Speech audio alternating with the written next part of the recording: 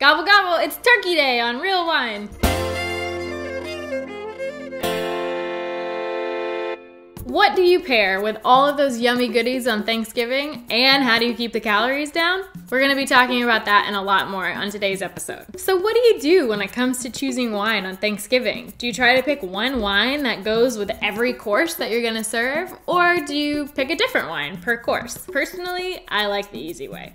So is there some magical wine that will take you all the way from appetizers to desserts? Well, turns out a sparkling Brut Rosé will do the job. So let's try one. First time we're tasting a champagne on the show. Not technically champagne, but we'll get into that in another episode. All right, so this was actually 90% made of Pinot Noir grapes and 10% Gamay. Now you have to be kind of careful when pouring champagne because it is, or well, sparkling wine, because it is bubbly and it'll go everywhere if you're not careful. Oh, pretty. It's a very romantic kind of color, this light pink.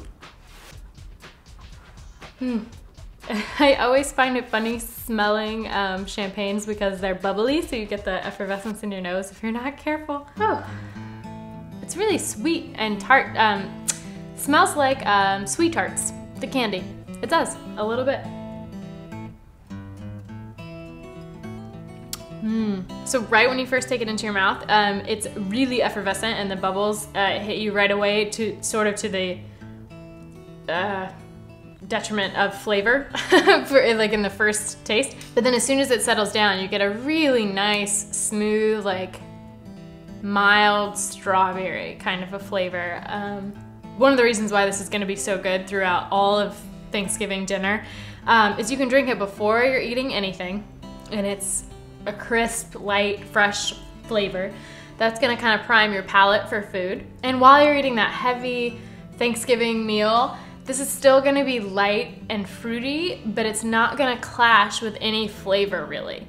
And it's not too sweet to have with dessert, because sometimes I don't want a really, really sweet wine with dessert because then it's too much sweet. So I like having a mild, you know, just even flavor. Oh, you don't want to swirl champagne. I don't know if that's a given, but first of all, the glass doesn't work that way, and second of all, it just seems like a bad idea. So just smelling and looking at the color and tasting is sufficient.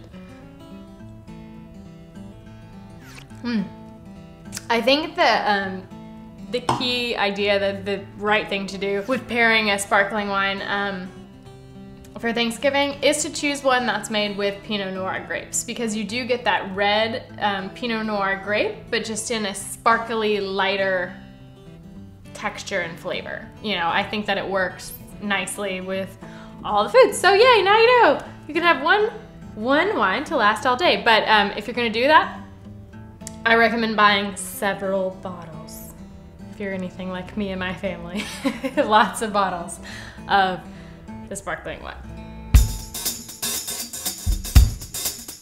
All right, now we all know that with this holiday comes food coma and at least 10 extra pounds that you didn't have at the beginning of the day. And if you're like me, you eat your own body weight in mac and cheese, on top of all the other stuff. But there's a sneaky way to cut calories that you might not know. Drink wine. That's right. Wine has no fat and no cholesterol, and a 4-ounce glass will run you about 80 to 100 calories. Compare that to soda or beer, which will run anywhere from 95 to over 300 calories. Yikes. Plus, you get more alcohol per volume with wine, so you get more bang for your buck. So if you do decide you want to switch it up and choose a different wine for each course of your meal, then I personally recommend for your main course to use a Pinot Noir. So for turkey and dressing, the Pinot is going to go very well with that. So for our wine under 9, we're going to be tasting a Pinot Noir from Black Mountain, which is a 2009. 2009.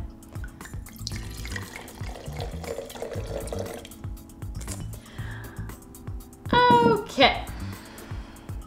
A funny little note about Pinots is that they should be completely red in color if they're 100% Pinot, and they should be. As Pinot Noirs, they should be 100%. I know a lot of other wines blend, but this is one that they just really shouldn't. And this one looks a little bit like it has some brown in it, but honestly, I'm looking under a brown table, so I don't know. And it was cheap, and our wine under 9, so I doubt that it's 100%, but it probably will taste pretty good still, so let's see.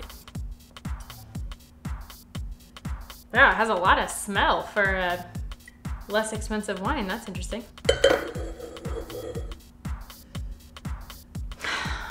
It's kind of musky. Again, that sounds weird, I'm sure. Lots of wine tasting words sound weird. Oh, it smells different too after you don't swirl it.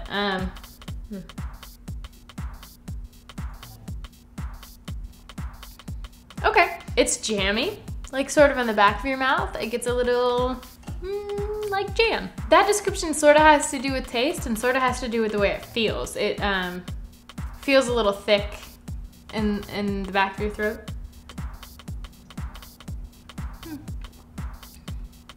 No tannin structure whatsoever, which Pinots usually don't. So that's a good sign. Means they maybe didn't mix it with other stuff.